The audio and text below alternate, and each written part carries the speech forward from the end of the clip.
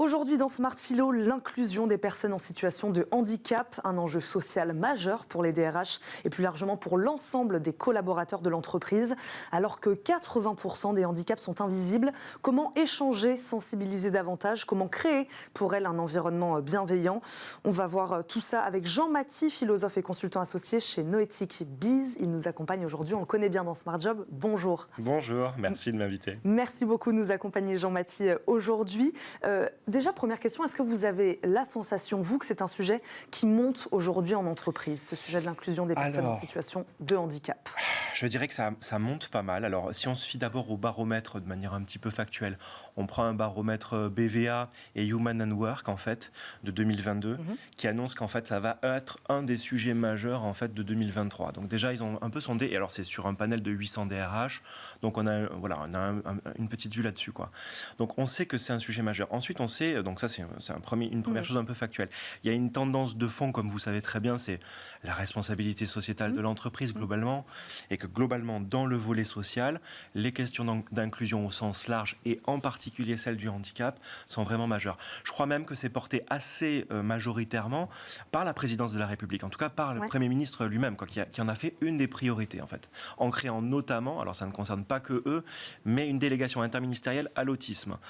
L'autisme étant un sujet assez transversal, parce qu'il y a autant de personnes autistes que d'autisme, on va dire. Hein. Et handicap est lui-même un mot assez large, un concept assez large. Exactement. Donc, en fait, voilà, quelques petits critères comme ça, un petit peu factuels et un petit peu sociétaux, qui nous montrent que vraiment, ça va être un sujet. La question en tout cas que je me suis posée, moi, en préparant cette émission, c'est donc qu'est-ce que cet enjeu d'inclusion donc, au sein des organisations de cette question-là, qu'est-ce que cet enjeu-là est philosophique? Il est philosophique parce qu'il nous fait d'abord travailler des paradigmes sociétaux, et puis il est philosophico-pratique en cela que, vous savez bien, Eva, que en fait, dans une société où on prêche la productivité à fond, quoi. Bon, même si on y revient un petit peu, même si la croissance va être un sujet dans les années qui vont venir, l'hypercroissance en tout cas, bon, je mets ça de côté, mais c'est quand même un sujet. Qu'est-ce qu'on fait des gens qui paraissent ne pas être productifs? Je veux dire, c'est un vrai sujet qu'on se pose en tant que dirigeant, que se posent mes clients. Enfin, en fait, c'est une espèce de non-dit, quoi.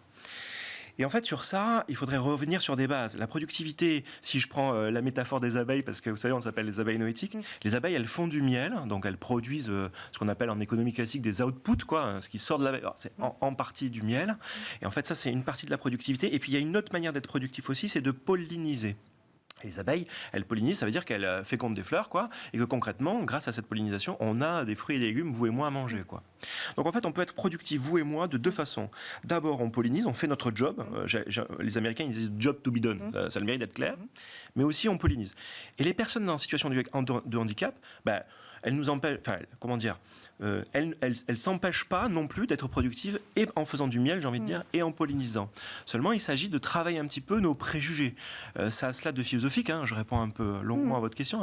La philo, elle intervient parce que, au fond, on a tout un tas de préjugés qui interviennent, qui sont majeurs, qui nous empêcheraient de penser que les personnes peuvent être productives au sens du miel et au sens de la pollinisation. Et c'est ce que je disais en préambule, ça peut être difficile d'appréhender un handicap qu'on ne voit pas. 80% des handicaps sont invisibles. Oui, ça pose un sujet très clairement, très pratique. Vous savez, il y a la reconnaissance de travailleurs en situation de handicap qui existe. Et puis, notamment, à cause de ce handicap qui est invisible, vous avez aussi un tas de personnes, en fait, très concrètement, qui n'osent pas dire qu'elles sont en situation de handicap, parfois qui ne savent pas qu'elles sont en situation de handicap. Donc, en fait, je crois que le sens philosophique, pour le coup, de tout ça, c'est le dialogue. C'est mettre de plus en plus de dialogue social au cœur de l'entreprise pour amener les personnes à dire leur vérité, à dire leur justesse, à dire ce qu'elles traversent, en fait, à dire leur vulnérabilité. Et de l'autre côté, c'est ce qui va nous amener à déconstruire les préjugés dont vous parliez? Et oui, là, on a une tâche immense, en fait, devant nous, parce que ce sont des préjugés qui, j'allais dire, sont parfois anthropologiques, des préjugés qui sont parfois d'origine psychologique, et parfois des préjugés d'origine cognitive. Il y a de tout. Je vous donne un exemple concret. Par exemple, en anthropologie classique, il y a une immense anthropologue qui s'appelle Françoise Héritier, qui nous montre comment, en fait, depuis l'Antiquité grecque et romaine, on a un sujet anthropologique avec l'idée de non-conformité à l'espèce. Tout ce qui est non-conforme statistiquement à l'espèce, on le montre du doigt, dit Françoise Héritier. Ça veut dire quoi? Ça veut dire, montrer du doigt, c'est un geste hyper fort. Ça veut dire monstro, ça a donné en latin, ça a donné le monstre. Vous voyez un petit peu les trucs. Tout ce qui n'est pas, je le redis quand même, tout ce qui n'est pas conforme statistiquement à l'espèce, en fait, ça vient nous mettre dans l'idée que on a un monstre devant nous. Ça, c'est un premier truc immense et anthropologique, je veux dire. Et puis, vous avez des trucs un petit peu plus du quotidien. Je ne sais pas comment vous dire, par exemple, la personne à mobilité réduite, elle va spontanément nous faire pitié au sens philosophique, attention. Hein. C'est-à-dire, va, comme on disait en ancien français, va attirer vers nous des sentiments de tristesse, de perte de puissance. Vous avez des choses psychologiques ultra fortes sur lesquelles il faut travailler, puisque ce sont bel et bien des préjugés. Et vous savez ce que c'est un préjugé? C'est juger avant d'avoir jugé. Et donc ça, c'est tout sauf performant, je veux dire. Hein. On a une tâche immense devant nous, bosser contre nos préjugés. Parce que cette singularité-là, elle peut apporter quelque chose à l'organisation. Ouais. Elle peut être synonyme même de performance. Oui, bah c'est exactement ça, et c'est exactement ce qu'il faut nous amener à découvrir, ce que nous permet plus exactement la lutte contre nos propres préjugés, c'est de voir que derrière, j'ai un collaborateur qui s'appelle Tristan, que j'embrasse à travers l'écran, qui dit toujours que derrière toute singularité de la personne se cache une complémentarité.